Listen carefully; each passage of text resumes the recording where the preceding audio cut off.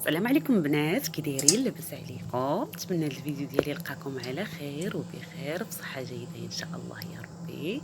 اليوم غنوجد لكم مركز الليمون الحامض اللي كيجي زوين وكيسهل عليك التماره في الشهر المبارك. كنوجدو به العصائر اولا كنوجدو هكا، يعني كيتشرب. انا كنوجدو دائما هكا يوميا. كيسميوه هنايا كيقولوا الليموناطه هنا في تركيا، يعني يوميا ضروري الاتراك كيشربوه مع الفطور. غندوزو للطريقه والمقادير. بسم الله على بركه الله. عندي كيلو ديال الحامض كيكون صفر. عندي نص كيلو ديال السنيده.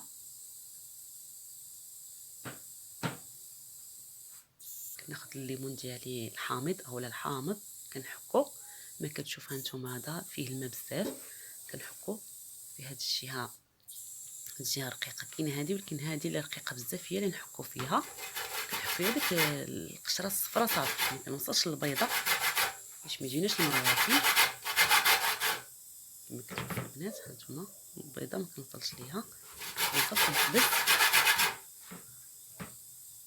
نكمل الكميه ديالي. كما شفتوا البنات كملت الكميه ديالي كامله البنات، كله نفس هذا.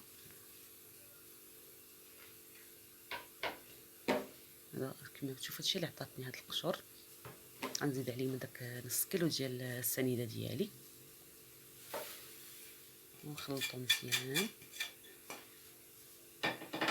نخلطو مزيان باش ينسجم ليا داك السكر مع داك القشور الحامض.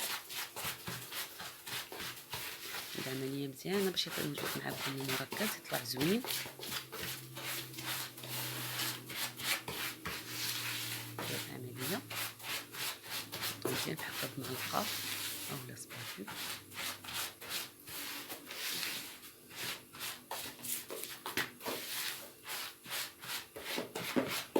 درت لهم جميع المراحل باش يتلصق ليكم.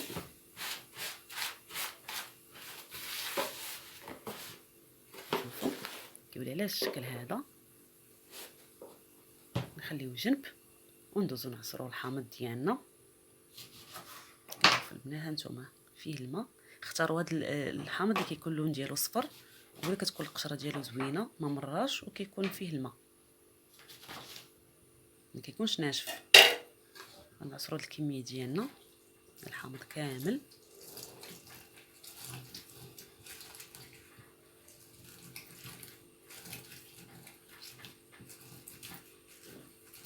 نكمل الكميه ديالي كلها. نكمل البنات هانتوما شحال عطاني البنات وصفيوه. ما فيش العظومه، هذا كيكون فيه الماء ما كيكونش فيه العظومه.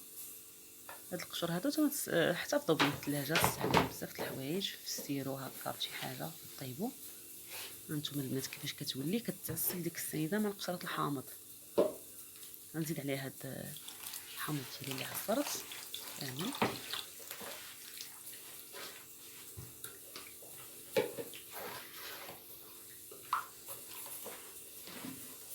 نخلط مزيان هذيك السنيده.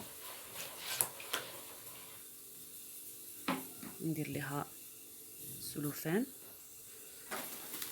مزيان لحقاش باش ما يدخلش ليها الهواء، ونحتفظ بها في الثلاجه. تقطعي مزيان اولا ديروا شي بواطه اللي عندكم ما كيدخلش ليها البرد، عندها الغلاقه ديالها، يحتفظوا في الثلاجه.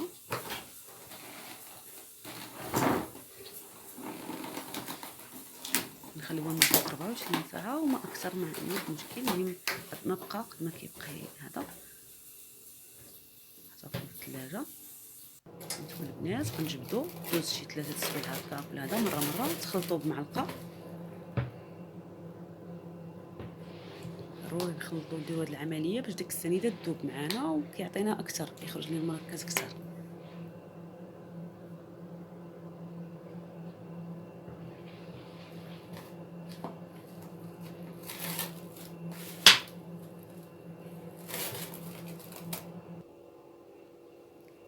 ناخذوا الصفايه ديالنا كنصفيوه من داك القشرات الرقيقه ديال الحامض.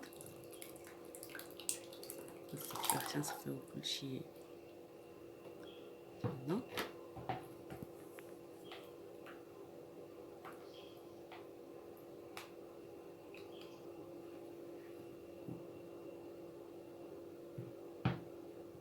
ناخدو واحد البلاستيكات ديالنا، نديرو واحد زلافه كما كتشوفوا، نصفيو كامل وناخدو واحد الزلافه نوجدوها.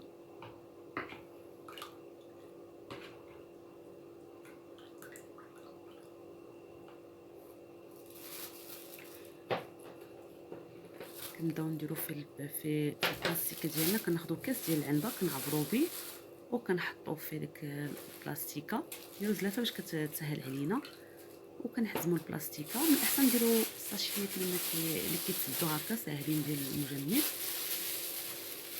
نديرو في البلاطو حتى نفضو بهم في الثلاجه باش يبقاو لنا مقادين ياخدو هذا. هما ما كيجمدوش في الكونجيلاتور، كيبقاو بحال الكريمه ساهلين، يعني ما غاديش تلقاهم معاهم مشكله، يعني ساهلين. تجبدوه بالمعلقه اولا تحلوا هذا.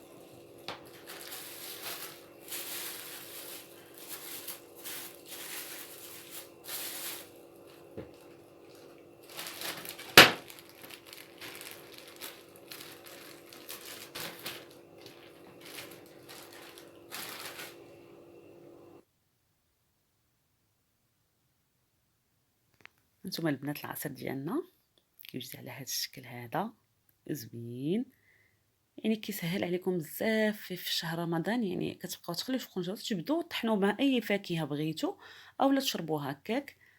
زوين مفيد، كيهضم ليكم، كيساعد على الهضم. البنات عجبكم الفيديو ما تنساوش الاشتراك في القناه ديالي، وبسلام عليكم البنات، فيديو قادم ان شاء الله.